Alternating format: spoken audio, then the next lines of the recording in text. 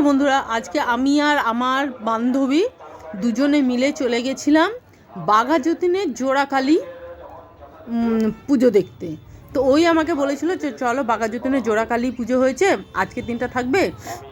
এবার বাঘাযতীন সত্যি কথা আমি ওদিকটা যাইও নি, চিনিও না, ওর সাথে আমি গেছি। তো লাইন তো প্রচুর ছিল, প্রায় আমরা 1 ঘন্টা লাইন দিয়েছি। তাও বলছে নাকি আমরা কম লাইন দিচ্ছি, আরও নাকি লাইন থাকে। আজকে শেষ দিন। এটা হচ্ছে বড় জোড়াকালী, আর এটা হচ্ছে কি যেন আনন্দমেলা স্পোর্টিং ক্লাব। তো এটা আমি কোনো দিনই যাইনি, আজকে ফার্স্ট টাইম, আর ওর সাথেই যাওয়া।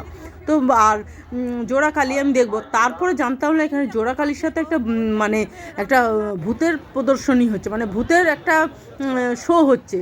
এবার সেইটা তো আমার খুবই ভয় লাগছে, কারণ আমার সত্যি কথা বলতে আমি এর আগেও আমাদের এখানে দেখেছি, কিন্তু আমার না ভয় লাগে, আমি ভয় পাই। আর কীরকম ধরনের আমি সেজে গুজে থাকে তো আমি জানি ওরা মানুষ, ওরা সেজে অভিনয় করছে সবই জানি, কিন্তু তার সাথে আমার ভয় লাগে। দেখুন না, পর্দার আড়াল থেকে পর্দা এখানে লাইন নিচ্ছে, পর্দা উল্টো দিকে মায়ের মূর্তির আমি একটাখানি ছোট্ট ক্লিপ নিয়েছি।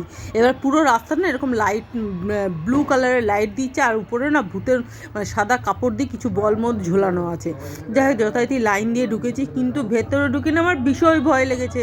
এই জায়গাটা আওয়াজ না, এত আওয়াজ, অনেক রকমের ভূত। এই দেখুন না, সাদা শাড়ি পরে একটা ভূত, মানে কত রকম ভূত। তারপর ওইখান থেকে খুব কষ্ট করে বেরিয়ে এসেছি, খুব সাহস নিয়ে বেরিয়ে এসেছি। আর এটা হলো দুটো জোড়া কালীমাতা, জোড়া কালী, দুটো কালী আছে করে দেখে আমরা ফটাফট বাড়ি চলে এলাম, কারণ আমরা ট্রেন করে আবার বাড়ি ফিরে চলে এলাম।